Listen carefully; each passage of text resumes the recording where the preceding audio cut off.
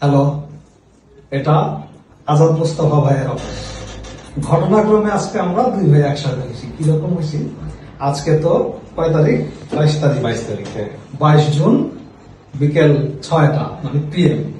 এই 22 জুন রাত 12টা AM এ আজাদ ভাই আমাকে ফোন দিছে, এই রাত্রে মানে 12 ঘন্টা আগে, যে উনি একটা রিভিউ দেখেছে আমার সিনথেটিক জঙ্গল, সরি ওইটা হলো জঙ্গল চিত্রে। জঙ্গল চিত্রে দেখে ফোন দিল যে ভাই এটা কিরকম। এখন আমি আবার একটু লোভে ছিলাম যে আজাদ ভাইয়ের হাতে যখন আমি কর্ণফুলীটা দেখলাম নতুন রিলিজ, তখন আমার মনে হইলো যে আজাদ ভাইয়ের অফিস আমার অফিস খুব কাছাকাছি, যে আজাদ ভাইয়ের কাছ থেকে এটা আমি স্নিফ করবো। ওই একটা লোভ ছিল, কিন্তু ঈদের দীর্ঘ ছুটিতে চিন্তা করলাম যে আজাদ ভাইকে একটু পরে নক দিই। এই সপ্তাহে আজকে তো রবিবার, আমি হয়তো মঙ্গলবার আজাদ ভাইকে নক দিতাম, ভাই কর্ণফুলীটা স্নিফ করবো। তো আমার তো দিরে ছিল এটা স্নিফ করা আজাদ ভাইয়ের কাছে। আজাদ ভাই রাত্রে ফোন দেওয়ার পরে বললাম যে ভাই আমার ওইটা লাগবে। এই হলো দুইজনের আজকে বসা। এটা কোনো রিভিউ না, আমরা শুধু আজাদ ভাই একটা স্নিফ করবে, আমি একটা স্নিফ করবো, এই লোভে বসলাম। তো বসার পর চিন্তা করলাম যে এইটুকু ভিডিও আমরা করি, দেখাই। মানে আমি কেন দেখাচ্ছি সেটা লোভ সামলাতে পারলাম না। কর্ণফুলীটা আমি শুধুমাত্র এখন পর্যন্ত ক্যাব থেকে স্নিফ করলাম। এটা আমি এ পর্যন্ত ক্যাব থেকে 3বার স্নিফ করলাম আজাদ ভাই। 3বার আমি 3 রকম পাইলাম। প্রথমবারে এটা আমি অ্যানিমালিক লাগলো আমার কাছে রেখে দিলাম, কিছুক্ষণ পর আবার স্নিফ করলাম, ক্যাব থেকে নিলাম, আমার কাছে একটু ওই ফ্লাওয়ারি লাগলো, যে গোলাপটা একটু প্রমিনেন্ট এরকম মনে হইলো।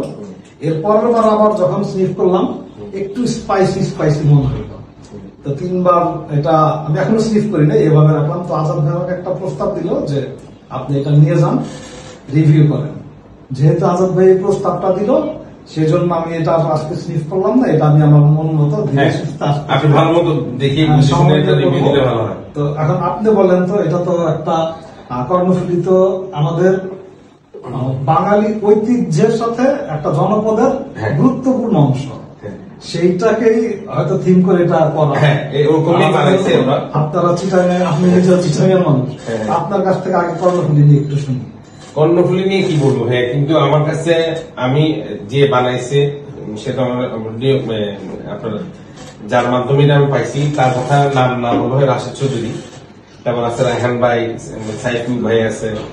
কিন্তু মোস্ট বেশি আমি যাকে বেশি মানে এখন তিনজনই আমার কাছে মোস্ট ভালো লাগার মানুষ, কিন্তু সবচেয়ে বেশি ভালো লাগে মানুষ হলো রাশেদ ভাই, আমার কাজিন, আমার আত্মীয়ের মধ্যে পড়ে। সাইফুল ভাইও পড়ে। কিন্তু উনি আমাকে, আমি ওনাকে বলছিলাম আমার কিছু মানে পারফিউম এই ধরনের পছন্দ, তখন উনি বলে কাজের ভাই একটা জিনিস বানাচ্ছি বা ইয়ে করতেছি, আপনি দেখেন পারফিউমটা কেমন।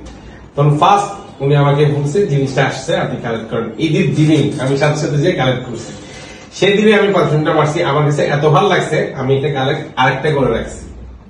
আপনার জন্য আমি আমার বাকেটটা পাবো না হয়তো, সেটা হবে। আমি আবারও বলি যে আজাদ ভাই পোস্ট যেদিন আজাদ ভাই করলো যে এটা উনি কালেক্ট করছে, ওই দিনে আমি টার্গেট করলাম যে আজাদ ভাইরই আমার এটা ধরতে হবে। যাক আমার তকদিরে ছিল যে যেদিন আমি পোস্ট করছি, এটা কোনো পোস্ট করছি এটা ভাইয়া, তা আমি রিসেন্ট একটা ছোট ঘটনা, আমি ভাইয়া নামে পারফিউমটা পাইছি। আমি ইউনিভার্সিটি গেছিলাম ধানমন্ডিতে, সরি ধানমন্ডির উত্তরাতে। তা আমি গেছি, আমি একটা জিনিস, একটা লোকে এসে আমাকে মোবাইল দেখাই বলতেছে ভাই একটু আপনার নাম কি আজাদ মুস্তফা? হ্যাঁ, আমি তো ভয় পেয়ে গেছি, আমি কোন পুলিশ নাকি ভাই কি হলো ভাই আপনি কি পুলিশ গিয়া? তার বলছে হ্যাঁ হ্যাঁ হ্যাঁ, ছবি দেখালো। আমি সাথে সাথে ওনাকে স্লিপ করাইলাম ওখানে। উনি তখন বুঝছে হ্যাঁ আমি অর্ডার দিছি, আমি পারফিউমটা। এটা আপনি যে কি পরিমাণ ভালো আপনার লাগছে এই কয়েকদিনে জুস লেভেল দেখলে বোঝা যাচ্ছে যে আপনার এটা কতটুকু ভালো লাগছে। এটা এক সময় আপনি দেখলে বুঝবেন কি ভাই এটা সত্যি। মানে আমি কথা বলতেছি যে আমি তো এই ফার্স্ট আমার ইউটিউবে আপনার চ্যানেলে গেতে করা, হ্যাঁ, কিন্তু আমি চ্যানেলের জন্য, কিন্তু আসলে এটা অনেক ভালো পারফিউম, সবই ভালো, আমি বলতেছি না খারাপ। আপনি হিসাব করেন লাতাফা বলেন, প্যারিস কর্নার বলেন, তারপর আরো দামি দামি বলেন, পারফিউম বানায় কেন? ওরা তো ওদের আর্ট দিয়ে বানায়। এখন যদি আমি ইউজ না করি, আমি যদি রিভিউ আমার দেওয়া লাগে, আপনারা তো রিভিউয়ার আছেন, কিন্তু মোট যেগুলো পার্সোনাল, যেমন আমি আপনাকে বললাম আমার পার্সোনাল পারফিউমের মধ্যে এই যে এটা সিনথেটিক জ্যাকেটটা আমার সবচেয়ে ফেভারিট। এখন আমার একটা ফেভারিট যদি আমি যদি কালেকশনে রাখি আমি, সেটা হলো কর্ণফুলিটা রাখছি, কারণ আমি প্রমোট করার জন্য না, কারণ আমার কাছে ভালো লাগছে। আমি এটাও বলছি যে নেক্সট বার যদি পারফিউম বানাই, মানে আমি চাচ্ছিলাম যে আমাদের ওয়েদারের সাথে, হ্যাঁ, আর আমি প্রাইস বললামও না, প্রাইস আপনি বলে, কারণ যে প্রাইসে আমি পাইছি আর যে প্রাইসে উনি প্রেজেন্টেশনটা দিছে, এটা কিন্তু আসলে বাংলাদেশের জন্য অনেক বড় একটা গর্ব। দিন শেষে বিষয়টাই যে ভালো লাগার বিষয়টা, হ্যাঁ, যে কোনো ব্র্যান্ডেও দিন শেষে ভালো লাগার বিষয়টাই মুখ্য। এবার কর্ণফুলি নিয়ে কথা বললাম, যেহেতু আমরা দুইজন দুইটা নিয়ে এখানে বসলাম, যে আপনার জন্য ইবনে হোসেন পারফিউমারি আর আমার জন্য কর্ণফুলি। কর্ণফুলি নিয়ে কথা বললাম, ইবনে হোসেন পারফিউমারি আজকে প্রথম আপনি সিলেক্ট করেন, হ্যাঁ, ওইটা নিয়ে গেছি। ওটা নিয়ে যেটা বলবো সেটা হলো যে এখানে যেটা কি জাঙ্গাল শিপে ভালো লাগছে, কিন্তু আমি তো পারফিউম মানে যদি ওনাকে যে সাজেস্ট করতাম R2, মানে এটা ন্যাচারাল, এটা আমি বুঝে দেওয়া ন্যাচারাল, মানে এক ধরনের পারফিউমে কোনো কেমিক্যাল নাই মনে হইতেছে, পুরো ন্যাচারাল পারফিউম। মনে করেন ফুল থেকে পায়রা সুন্দরবনে গেছে, ওখান থেকে কিছু নিয়ে ঢুকে দিছে, জাস্ট একটু দরকার হয় কেমিক্যালের জন্য ওটা দিছে, কিন্তু ভালো।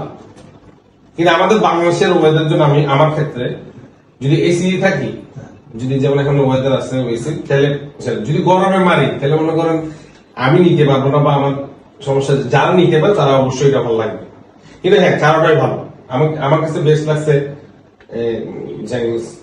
আচ্ছা, এই ক্ষেত্রে আমরা পারফিউমের বাইরে একটু কথা বলতে, এই যে আমাদের বাংলাদেশের হাউস ইবনে হোসেন পারফিউমারি, তারপর ওয়াসিফ রেজা ভাই সম্প্রতি লঞ্চ করলেন, এরপর আবার ওই যে বায়ারনিয়া হচ্ছে, তারপরে আবেদিন ভাইয়ের শেকর আসতেছে, অলরেডি RSR এর মাধ্যমে কর্ণফুলি আসলো, আর্টিসানাল পারফিউম। এটা কিন্তু আসলে খুবই পজিটিভ দিক আমাদের বাংলাদেশের পারফিউম। আমাদের যে একেবারে আমাদের যে একটা ভীতি আছে যে কম দামি পারফিউম আসতেছে, আর্টিস্টিক বিষয়টা পারফিউমারি থাকতেছে, এরকম একটা বিষয় ছিল। ওর মাঝে কিন্তু আবার এগুলি ফিরে আসা কিন্তু খুব পজিটিভ একটা বিষয়, যে পারফিউমারির যে আসলে যে আর্টিস্টিক যে স্বাদ, যেটা আমরা আসলে নিতে চাই, সেটা পাচ্ছি।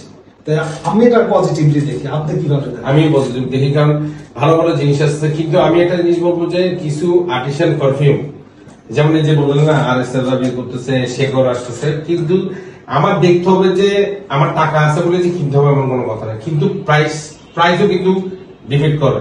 আমাদের যেমন আমি বলে বিদেশে কিন্তু যাই না পারফিউমের দাম কেমন ওঠানামা করে, কিন্তু আমি যেটা বলতেছি প্রাইস হলো মেইন ফ্যাক্টর পারফিউমের, কিন্তু পারফিউমও ভালো তো হইতে হবে। হ্যাঁ, ওইটাই দুইটা আসলে আমি বলবো যে দুইটা দিক, একটা হলো প্রাইস আর একটা হলো আমাদের ওয়েদার উপযোগী। এই দুইটারে যদি যারা আর্টিসানাল কাজ করছেন, এটা আমার দিকে সম্ভবত আজাদ ভাই একই কথা বলবেন, যে এই দুইটারে যদি একটু কনসিডার করেন, তাহলে মনে হয় যে আমাদের যারা আগাচ্ছে, পারফিউমারি শিল্পটা বোঝার চেষ্টা করছে, তাদের জন্য অনেক বেশি ইতিবাচক হবে মনে করি।